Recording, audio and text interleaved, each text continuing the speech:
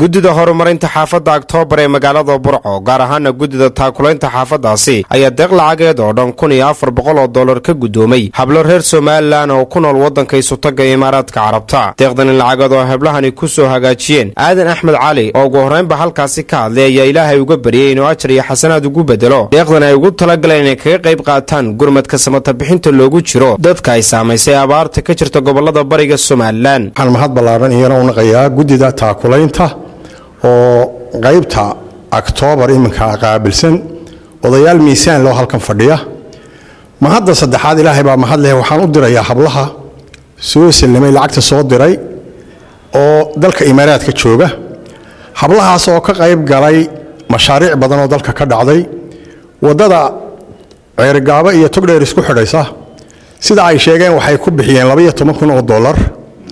wadada berbera iyo goban isku xidhaysa waxay ku bixiyeen lacag iyana fara badan. maanta waxa ay soo direen $1,400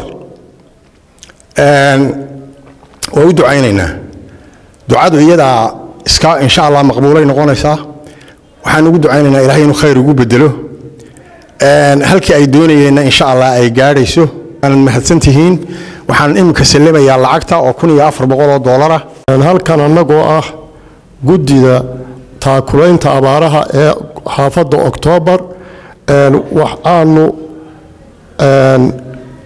Aadan Axmed Cali waxaanu kaga qaadaynaa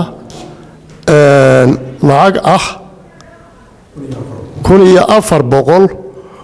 $1,400 oo ay soo direen hablo muxsiniina oo reer Shaarge ah.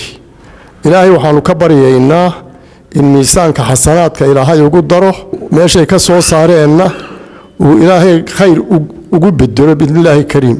Ilaahay waxaanu idin ka baryaynaa halka ka soo saarteen mid ka badan oo adduuna oo arsaaqada in Ilaahay idin geliyo, caafimaadka iyo laxaadkana Ilaahay idin taabiro, muraadka aleedina Ilaahay idinku gaarsiyo jannada firdaws awal u tahay. ومحمد إبراهيم بريتش تيفيغا قرنك السوماليلاند برعو.